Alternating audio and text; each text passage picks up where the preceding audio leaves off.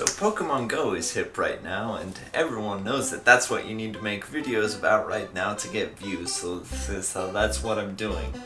Hi, I'm Joe Rep, and welcome to The Pitch and to Team Hwatever. My personal favorite aspect of the game is the three teams, Mystic, Valor, and Instinct, and the philosophies within Pokemon training that each represents. Valor is all about training and working hard. Mystic is all about wisdom, intellect, and coolness in the face of adversity. Instinct values Instinct. Instinct is known for not really knowing what it's doing, but really having a good time anyway. Now, as you may have guessed from the video title, today I have taken a list of characters from the Pokemon games and anime, and we are going to sort them into these three teams based on their philosophies in Pokemon training. Let's go! First up, we have the legendary hero of Pallet Town, Red himself. This guy is particularly easy to sort because his name kinda gives it away. After all, he is determined and strong and trains long and hard to become the very best. That is his entire character arc, and then he went and lived on a mountain where he continues to train and face people that think they're better than him to this day. It's pretty easy, he's Valor, moving on. Next up is Red's rival, Blue, or Gary, or Buttface, or whatever you want to call him. Now, despite his name, at first glance I almost put him in Valor. After all, he's not all that different from his rival. But both are very distinct in how they behave after the end of the games. As I mentioned, Red goes up on a mountain and continues to train and be the best. Blue, on the other hand, doesn't do that because that's weird. He goes and not only becomes the leader of a gym, but continues to travel around the world to various regions, studying their Pokemon and their methods of training. And it is this focus on continuing to learn and continuing to study that made me decide that his name actually is right, and he is Instinct. Now, there is no character named Yellow, but there is a character named Gold. And if you think I'm going to put him on Instinct because of that, well, you'd be wrong, because I'm about to break this pattern I've established. Gold is the playable character in the second generation of games, and he did everything Red did, but better. He got twice as many gym badges, caught twice as many Pokemon, and became the champion of 2 leagues, and then went and beat Red himself. And as much as I want to say, well, he's on my team because his name says he's that color, I am trying to look at the philosophies of the trainers, and looking at Gold's behavior, he's not any different from Red in any major areas. If anything, he was probably inspired by Red. They are the same, one just came first. So Gold is also Team Valor. Actually, a difficulty when writing this episode of The Pitch I had was that pretty much every playable character can be described the same way. They trained really hard to be the best, defeated a Pokemon Syndicate, got some gym badges, completed their Pokedex, and then they were the best, like no one ever was. May from Gen 3 is no exception. She did all these things, and even in the anime, where she is a slightly different character, still displays the same competitive and emotional determination of Team Valor. So that's the team I'm putting her on. And just like with Gen 1, her rival can easily be put on Mystic, not just because Brendan is a rival to a Valor, but because of his focus on studying the true nature of Pokemon. Before the end of Gen 3's games, he even already has retired so that he can spend more time studying Pokemon. Before we move on to analyzing characters that aren't the same playable character stereotype we've been looking at for most of this video so far, I want to bring up Dawn from Gen 4 because she's an exception to the rule I just presented. She is Team Mystic. You see, Gen 4 actually gives the player character a little bit more of a backstory. Her entire inspiration for wanting to become a trainer was that she saw a legendary Pokemon in a lake near her house. She's very interested in the deeper mysteries of the Pokemon universe, and even in the anime displays much more of an emotional cool than a lot of Ash's other companions. I've sorted 6 of these characters into various teams, and they've all come up 2 of the 3 teams. You may be wondering, where's Instinct? Why is Instinct not getting any representation? Well, there is instinct representation. Fret not. In fact, the most famous Pokemon trainer of them all, Ash Ketchum, is Instinct, and I'm going to explain why for all of you doubters out there. You see, Ash wants to become a Pokemon Master, but does not do it through the training and hard work that a Valor would put into actually becoming a Pokemon Master. Ash has visited, 6 regions now, and he has only caught a total of 46 something Pokemon, and he never really shows ambition to train them.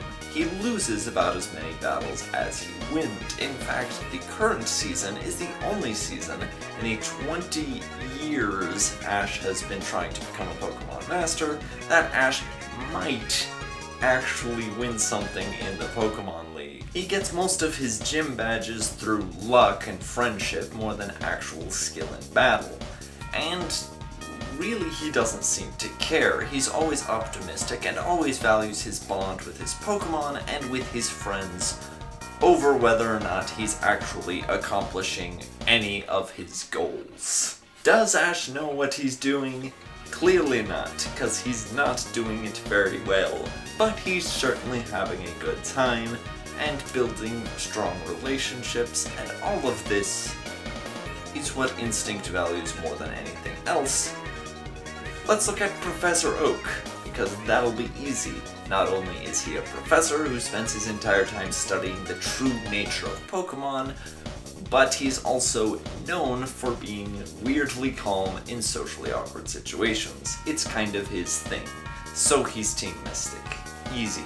Moving on. Next up is Brock, the rock Pokemon trainer from the first gen of games and one of Ash's most constant companions, other than Pikachu. Well, the thing is that he's Instinct, and I really don't think I need to explain that. Hey, I know! I'll use my trusty frying pan as a drying pan! And of Ash's companions, that just leaves one very obvious hole, Misty.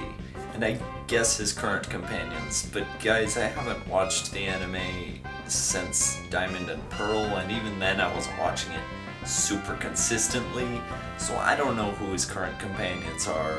I didn't feel like looking it up, so they're not in this video. Misty is a bit of an interesting character. I actually, at different points in writing this video, had her in each of the 3 different teams.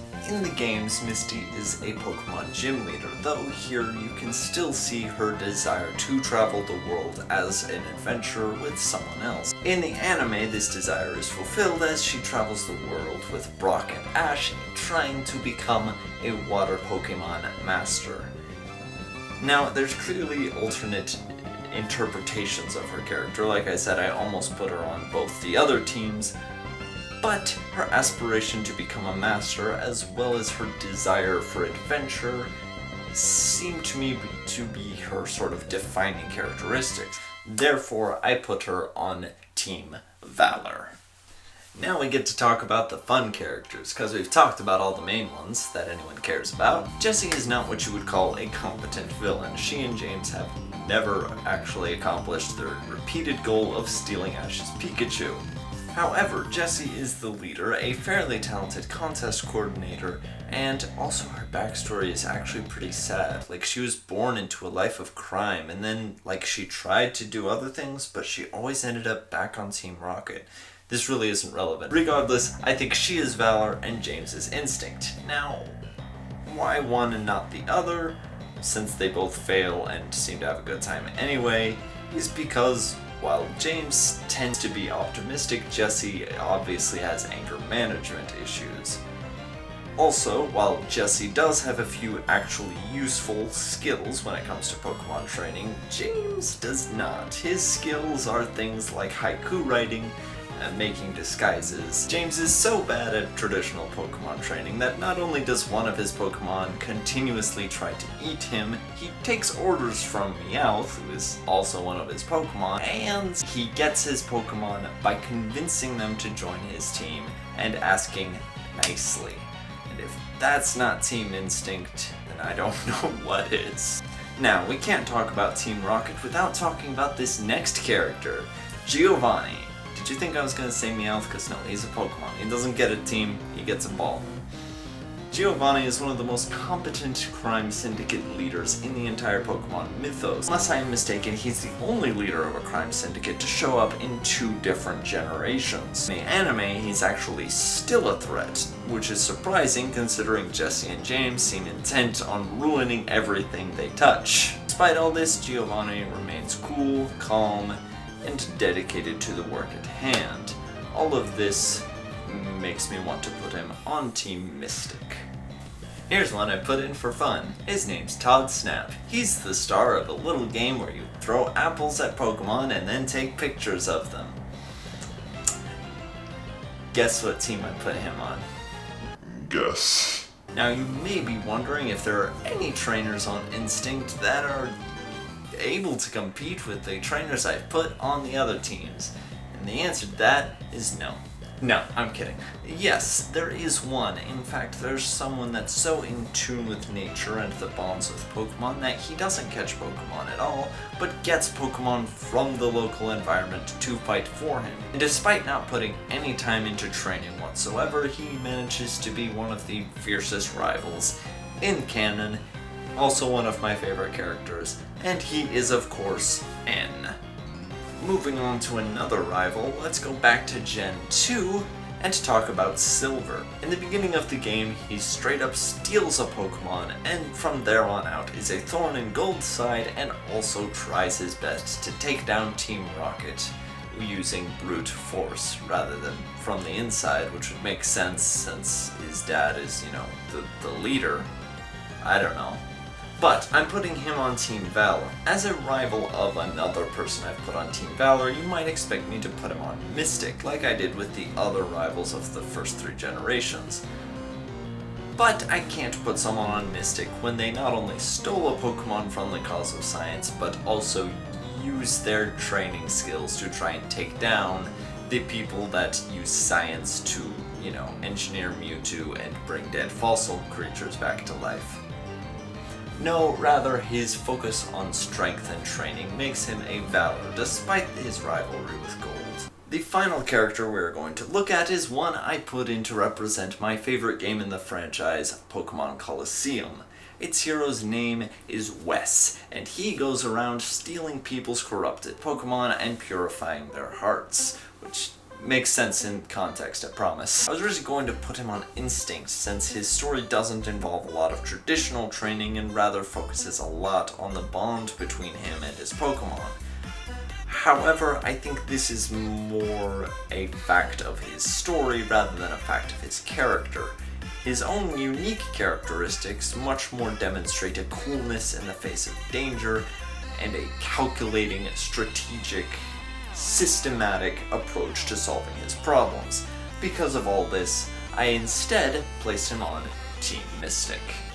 This puts our final score at 7 Valors, 7 Mystics, and 6 Instincts. In the original draft of the script they were all even, but like I mentioned I did change my mind in a few of them. So, all of that to say, thank you for watching this video that's clearly pandering to something that's popular at the moment. Please subscribe, check out my channel, leave a comment. What team are you on? Do you disagree with me on stuff? Is this video awful? Let me know.